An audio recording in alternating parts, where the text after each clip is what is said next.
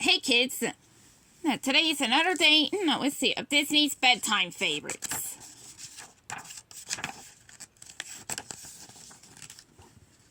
First story today will be on exactly page 227.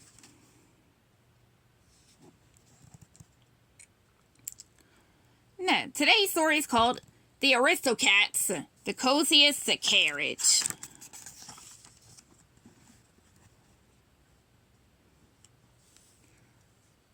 One day, O'Malley and Duchess took the kittens to visit their dear friend Scat Cat. O'Malley had lived in the same neighborhood as Scat Cat back when they were both alley cats. But then O'Malley had met Duchess and her kittens, Berlioz, Toulouse, and Mary. He liked them so much he decided to become a part of their family.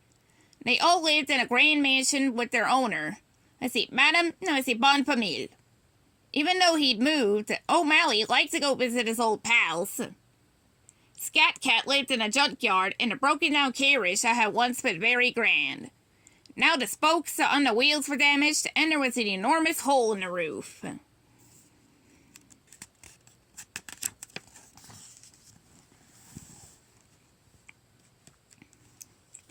Still, as far as Scat Cat was concerned, it could not have been more perfect.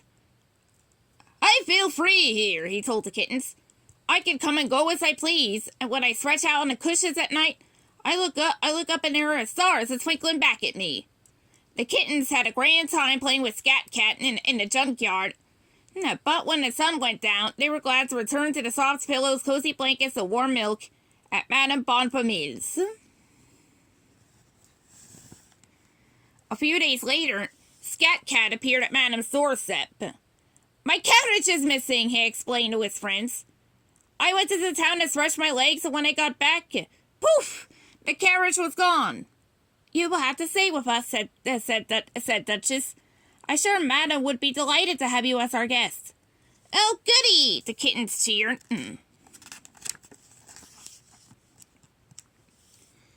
You'll love it here, said Berlioz. Well, Scat Cat said, thinking it over, that's a mighty nice invitation. Don't mind if I do. He plopped into an armchair. No ripped cushions here. The kittens scampered up next to him. Of course not, Mary said. Madame would never allow worn-out chairs in her house.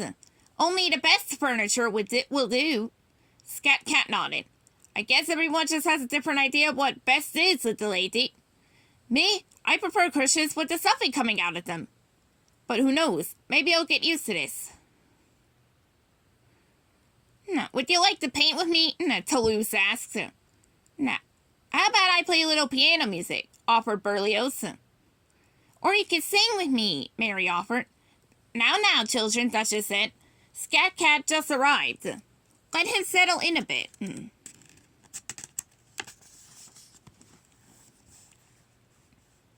But after just one night, Scat Cat didn't know if he would settle in. The life of a house cat just wasn't for him.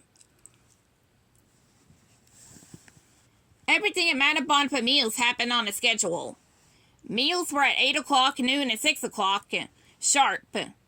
Naps were from 9 to 11 and 1 to 4. Outings took place at 4:30. The rest of the time was spent in the house or in Madame's small walled garden.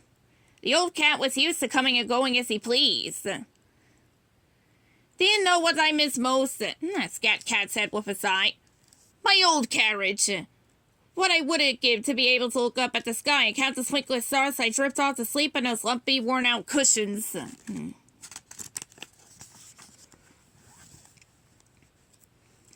was hard for the kittens to imagine how any cats could like a broken-down carriage better than a soft, cozy bed.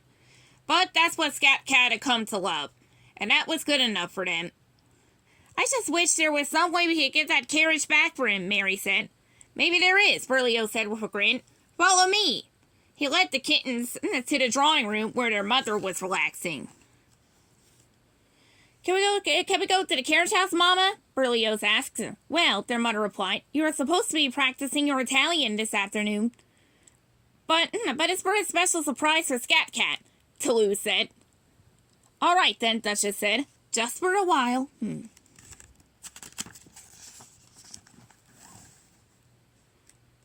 few minutes later, kittens were inside Madame's carriage house. For some time now, Madame had been complaining about her old carriage. It's not even worth repairing, she had said one day. With this in mind, Berlioz climbed into the carriage and pounced on the old, upholstery. Come on, dig in, he said gleefully. Toulouse and Mary joined him, and in no time the kittens had those cushions looking like the one in Scat Cat's old carriage.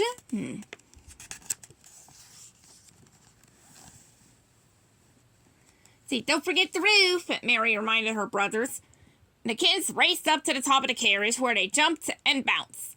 After a triple backward somersault, Toulouse crashed through the carriage roof, making a huge hole.